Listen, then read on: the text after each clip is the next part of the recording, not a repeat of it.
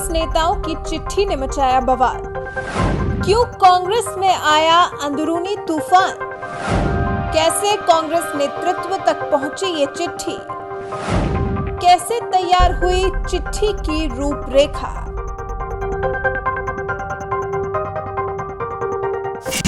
कई सवाल जिनका जवाब चाहिए हर किसी को। देश की सबसे पुरानी पार्टी माने जाने वाली कांग्रेस में दशकों से सेवाएं दे रहे नेताओं पर बीजेपी के साथ मिली भगत का आरोप राहुल गांधी ने आखिर लगाया तो लगाया कैसे? और उसके बाद अब कमेटी का गठन जो किया गया है मोदी सरकार के कारनामों पर नजर रखने के लिए, उससे भी इन नेताओं को किया दूर। तो कैसे लिखा गया ये पत्र? कांग्रेस नेतृत्व को भेजे गए इस पत्र को तैयार करने में 5 महीने का वक्त लगा, जिस पत्र में पार्टी में बड़े बदलाव, सामूहिक निर्णय लेने की प्रक्रिया और पूर्णकालिक नेतृत्व की वकालत की गई थी। कांग्रेस नेता के मुताबिक पत्र लिखने के लिए सबसे पहले रणनीति सुनिश्चित की जानी थी। उसके लिए छोटे समूहों में बैठकें आयोजित की गई। बैठक में कभी भी एक वक्त में 5 लोग से ज्यादा इकट्ठा नहीं हुए। कांग्रेस आलाकमान को लिखे जाने वाले इस पत्र के लिए जो बैठकें हुई वो मुख्य रूप से गुलाम नबी आजाद, कपिल सिब्बल और आनंद शर्मा के घरों पर हुई। इन नेताओं का काम था उनके जैसे समान विचार रखने वाले दूसरे नेताओं से बात करना। पत्र को लेकर चर्चा इस साल जनवरी में शुरू हुई थी और मध्य प्रदेश में पार्टी के लिए आए भूचाल के दौरान यानी कि मार्च अप्रैल में और ज्यादा तेज हो गई। पार्टी के दिग्गज नेता और कांग्रेस के पूर्व अध्यक्ष राहुल गांधी के करीबी रहने वाले ज्योतिरादित्य सिंधिया ने पार्टी का दामन छोड़कर बीजेपी का साथ चुना, जिस वजह से कमलनाथ की सरकार गिर गई। बीजेपी ने फिर से कमान संभाली और कांग्रेस के नेता विचलित हो गए।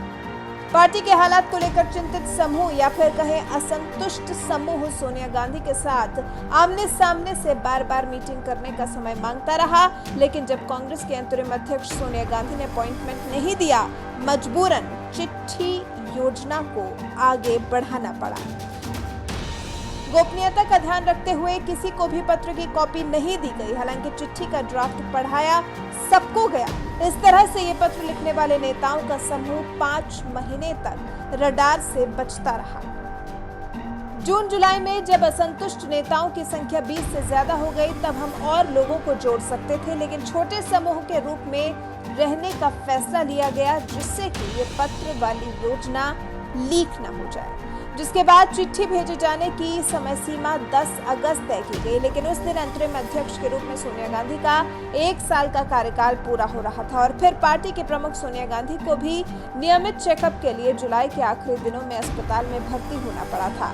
इस बीच सोनिया गांधी से कई बार हालचाल लिए गए, उनके अस्पताल से वापस आने का इंतजार किया गया। वो 2 अगस्त को वापस भी आई और फिर पत्र को और डिले न करते हुए 7 से 8 अगस्त को कांग्रेस आलाकमान को चिट्ठी भेज दी गई, लेकिन उसका कोई जवाब नहीं मिला। पार्टी आलाकमान ने पत्र को अनदेखा किया तो 1 हफ्ते के ब्रेक के बाद रिमाइंडर के रूप में फिर से चिट्ठी भेजी गई। जानकारी के मुताबिक दूसरी चिट्ठी में कहा गया कि हम आपसे आग्रह करते हैं कि पहली चिट्ठी में जताई गई चिंताओं पर विचार किए बिना कोई अहम फैसला न लिया जाए। ये लिखने के पीछे चिंता ये थी कि कहीं सोनिया गांधी की जानकारी के बिना उत्तराधिकारी का फैसला न ले लिया जाए। सोनिया गांधी ने इस चिट्ठी के बाद गुलाम नबी आजाद को बुलाया और कहा कि उनका स्वास्थ्य ठीक नहीं था, इसलिए वो जवाब नहीं दे सके, जिस पर आजाद ने कहा था आपका स्वास्थ्य सबसे ऊपर है, बाकी सभी चीजों का तो इंतजार किया जा सकता है। जिसके बाद सोमवार को सीडब्ल्यूसी की मीटिंग हुई, जिसमें चिट्ठी लिखने वाले नेताओं को लगा कि साफ तौर पर उनको ही निशाना बनाने के लिए उस मीटिंग को बुलाया गया था। चिट्ठी लिखने वाले नेताओं को लगा कि पूरी तैयारी से उन पर हमला किया गया। मीटिंग शुरू होने के कुछ देर बाद ही राहुल गांधी ने कहा, मैंने अपनी मां को चिट्ठी लिखने से रोक दिया क्योंकि इससे उनको दुख पहुंचता। राहुल ने यह बात इस बात पर कही कि सोनिया गांधी ने चिट्ठी पढ़ी भी नहीं, फिर भी उन पर हमला किया जा रहा है। मीटिंग के दौरान तीखे हमले, आरोप और बहस के बीच मीटिंग में फैसला लिया गया कि सोनिया गांधी हर किसी को माफ कर देंगी और पद पर बनी रहेंगी। वहीं पार्टी ने भी अपने नेतृत्व में विश्वास जताते हुए मोदी सरकार की नीतियों के खिलाफ पार्टी को समर्थन देते रहने का फैसला लिया। पार्टी नेतृत्व को समर्थन देने की शपथ ली। मीटिंग में हल्ला हुआ, बहसबाजी हुई। उसके बाद फैसला लिया गया कि अब अगले 6 महीने बाद ये मीटिंग बुलाई जाएगी और तब तक सोनिया गांधी ही इस पद पर कांग्रेस के अध्यक्ष पद की जिम्मेदारी संभालती रहेंगी।